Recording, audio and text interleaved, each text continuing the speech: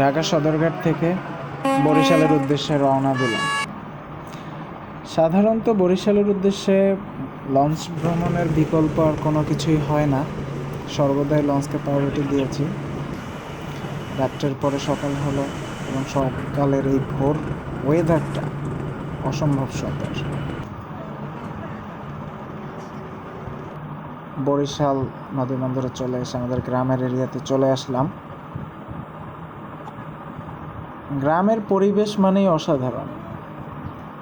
গ্রামের গাছপালা, নদী নালা, এর সাথে যেন হৃদয়ের একটা টান রয়েছে, ভালোই লাগে হাঁটতে। তবে বর্তমানে যে গরম, তাতে গ্রামে গিয়েও স্বস্তি ফেলতে পারিনি। এটা আমাদের গ্রামের রোড।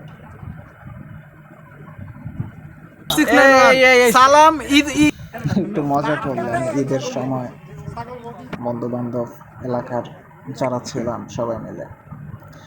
আর রাতের আবহাওয়া, ওয়েদার অসাম।